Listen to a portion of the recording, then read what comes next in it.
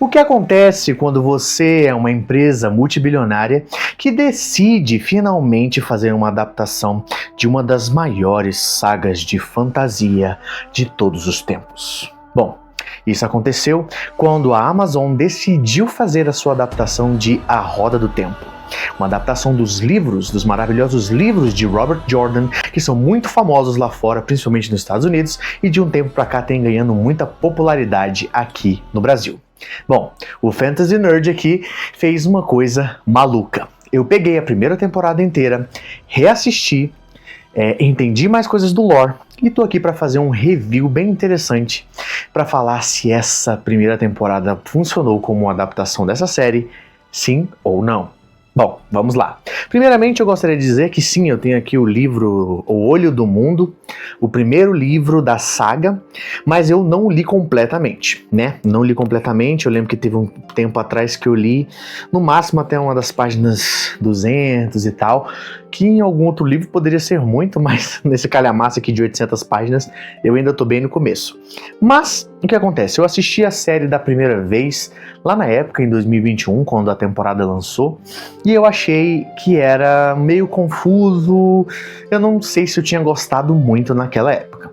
Passou-se o tempo, e hoje eu falei assim, cara, eu vou assistir de novo, e eu quero entender mais algumas coisas. E aí já podemos ver um pouco do erro de roteiro da própria série. Por quê? Porque eu pesquisei bastante sobre o lore, os personagens e algumas coisas que a série não consegue te explicar se você for só espectador da série, né? Então eu falei, cara, eu vou assistir, vou tentar entender algumas coisas e vamos ver como é que acontece, né?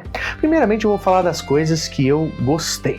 Teve coisas que eu gostei sim. Por exemplo, eu gostei bastante assim da fotografia de alguns episódios. Eu gostei que principalmente nos primeiros episódios eles conseguiram traduzir a grandiosidade desse mundo quando a câmera vai, né, aquelas aéreas ali por dois rios, né, quando eles estão fugindo ali com a Moraine e o Lan, né, e estão saindo de dois rios e estão indo pro mundo afora. Tem umas tomadas épicas de fantasia que é bem legal. A trilha sonora em alguns momentos eu acho ela bacana, apesar de eu preferir que ela fosse um pouco mais épica. Eles escolhem uma estética de umas vozes assim que eu não sei se funciona, em alguns momentos funcionam. Eu gosto muito do tema de amor ali do Lan e da Nynaeve, eu gosto muito, mas outros temas eu acho que fica ainda meio assim, sabe, pra grandiosidade que esse mundo parece ter, né, aqui no livro, eu acho que poderia ter sido um pouco mais. Eu gostei muito do Lan, ele é o meu personagem favorito. Eu gosto muito da forma como o ator, né, vou colocar o nome do ator aí embaixo, interpreta esse personagem, né, esse personagem mais estoico, que parece que tem um grande passado ali, né, e essa grande relação entre ele como guardião e a Moraine como uma Aes Sedai. Eu gosto muito também desse world building que ele faz, nessa construção de mundo sobre as Aes Sedai, né, que são basicamente magas ali naquele mundo, elas conseguem canalizar o poder único, né, e tem todo esse lance de que os homens que tentam canalizar o poder único nesse mundo podem ir à loucura ou serem corrompidos, né. Eu gosto bastante disso. E eu gosto muito da Nynaeve também. Eu acho ela uma boa personagem. Eu acho que ela e o Lan, principalmente da metade da temporada pra frente, eles crescem muito, porque o roteiro vai focando nesse romance de admiração, né? Eu acho muito doce, assim, e eu acho que essas séries, às vezes, elas têm um perigo de cair num melodrama, assim, grande, que inclusive essa série cai nesse melodrama grande, só que com outros personagens. Com esses dois personagens em específico, eu acho que funciona, eu sinto ali, né, eles apaixonados um pelo outro. Outras coisas que eu gostei de alguns efeitos especiais. Eu acho que os efeitos especiais estão melhores no início, os Trollocs estão melhores no início, o Desvanecidos, né, acredito que parece aqueles que não tem olhos, né, os sem olhos, né, acho que são sem olhos. Eles são bem interessantes, eu queria ter visto muito mais deles, sabe? Aquela cidade lá que o Matt pega a adaga amaldiçoada, ela é muito bem feita, acho que é Shadar-Logoth, alguma coisa assim.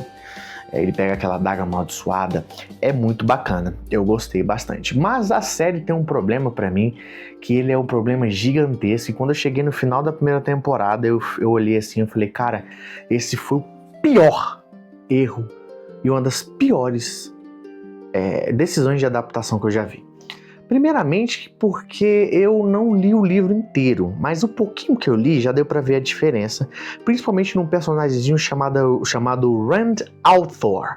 Pra quem não sabe, o Rand al'Thor é só o protagonista dessa saga inteira. Ele é o Chosen One, o escolhido, ele é o dragão renascido, e a série faz um desserviço ao personagem dele em troca de um mistério barato. Cara, é barato esse mistério. Eu vi algumas entrevistas do showrunner, o Rafe Judkins, né? Ele falando que na época eles queriam deixar o público engajado nas redes sociais, para eles teorizarem, né? Até porque eles estavam, né, naquele lance de episódio por semana, onde abre muito espaço para teoria. E eles queriam isso, movimentar e tudo mais. Mas, cara, isso é um mistério bobo, idiota. Porque qualquer imbecil pode ir no Google e pesquisar, cara, nos livros quem é o dragão renascido? É o Rand, acabou. Aí você pode dizer, não, mas e se a gente fizesse diferente dos livros? Cara, não adiantou nada, porque no final você fez igual aos livros. O Rand é o dragão renascido. E mesmo assim não faz sentido essa bosta desse mistério, cara, do nada, sabe? Tipo, e o pior de tudo é que eles fazem uma coisa porca de roteiro. Isso é porco. Por quê? Porque eles pegam o personagem, eles retiram ele de toda a história. Mano, o Rand, ele parece um personagem coadjuvante o tempo inteiro. A não ser os sonhos que ele tem lá no início, no episódio 2, acredito, né? E um pouquinho ali do drama dele com a Egwene ali, sabe? Eu acho que de resto eles deixam ele como se fosse qualquer personagem. O tempo inteiro pode ser a Nynaeve, pode ser a Egwene, pode ser o Perry, pode ser o Matt, mas nunca ele tá no meio da conversa. Teve uma cena que eu vi, acho que no episódio 7, sei lá, 6, que a Moiraine tá assim, não, eu tenho quase certeza que é a Egwene, ou é a Nynaeve, e não sei o que, mas ele não tá nas opções, cara. E eu sabendo que é ele, eu ficava assim, mano, quando for revelar que é ele, eu não vou sentir absolutamente nada. E isso foi o que aconteceu. Eu não senti absolutamente nada. Infelizmente ele é um personagem que foi podado. Ele não deveria ser. É a mesma coisa de você assistir Harry Potter e ficar lá, focando no Hermione, no Rony, e o Harry tá lá, e no final não. É o Harry que é o cara da profecia que vai derrotar o Voldemort, gente. Não é Meu Deus, acabou aqui a luz. Então, assim, o personagem do Rand, ele foi totalmente deixado de lado. E eu acho que isso é horrível para um protagonista, né? Eu quero ver como é que vai ser na segunda temporada, agora que eles falaram que ele é o dragão renascido, né? Agora, pelo menos, pelo amor de Deus, deixa essa história de mistério pra lá. Eu acho que é isso que é o problema das séries atuais de fantasia, é porque elas querem ser muito Game of Thronesizadas, né? Inclusive, isso é outra coisa que eu percebo muito na série. Eu percebo ela querendo dar uma de Game of Thrones o tempo inteiro, sabe? Eu tava pesquisando muitas coisas, comparando com o livro, e muita coisa, principalmente dos episódios 4 ao 6, cara, 3 episódios, onde os protagonistas da sua história ficam renegados, onde o grande protagonista da sua história fica dentro de um quartinho, sabe? E aí a gente fica vendo a Moiraine conversando com um monte de Aes Sedai. Que não sei o que, que o Logain, que não sei o que, E eu fico assim, tá, e que história que a gente tá vendo? Aí eu fui pesquisar, cara, é assim no livro? E quando eu vejo, não é. Quando eu vejo no livro é muito mais interessante, muito mais legal. Porque pelo que eu sei, a fantasia do Robert Jordan, ela se aproxima muito mais da fantasia do Tolkien do que do Martin. Então, assim, essa mania dessas séries de querer ser Game of Thrones a todo custo, de querer ser Twitter, série de Twitter pra ficar, ai, nossa, quem será que é o dragão renascido? Cara, qualquer pessoa que vai no Google sabe quem é o dragão renascido, mano. Eu não acredito que roteiristas pensaram nisso, roteiristas profissionais, gente.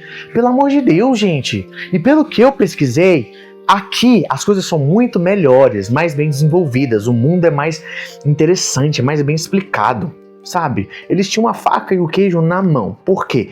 Porque um mundo tão complicado e complexo quanto esse foi adaptado para as telas, que é o mundo de Tolkien. E eles conseguiram fazer de forma magistral, respeitando, sendo a adaptação definitiva em muito menos horas. Os caras têm 8 horas de conteúdo para adaptar.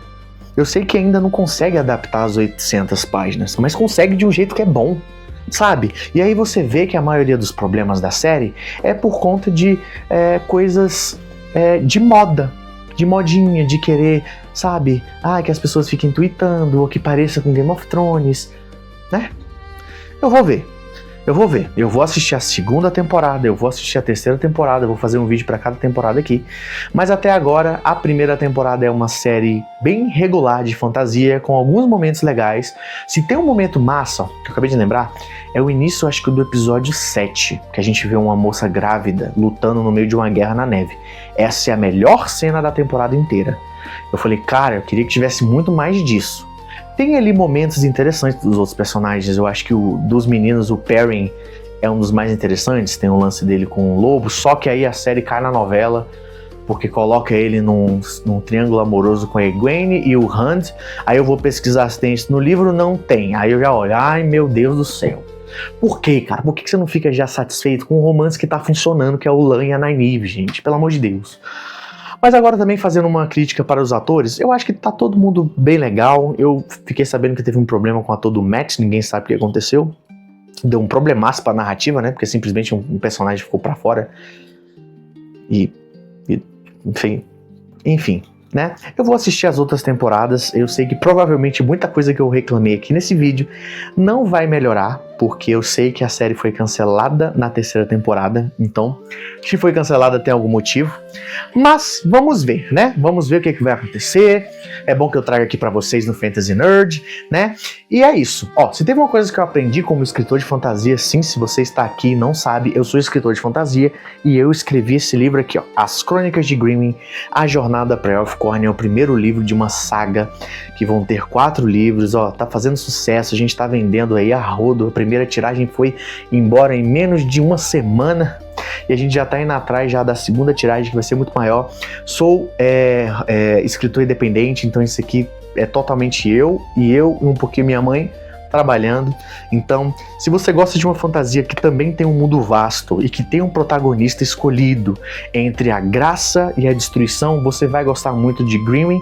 E aqui, assim como no livro original, eu não cometo o erro de deixar o protagonista de lado. Na verdade, o James, o herdeiro da carne, né, o nosso grande protagonista aqui de Grimmin, ele está presente em todos os momentos, ele é a espinha dorsal deste livro. Então, ó, é isso aí, As Crônicas de Grimmin. E, gente, muito obrigado mais uma vez e fiquem de olho porque eu vou fazer sim um vídeo em breve da segunda temporada.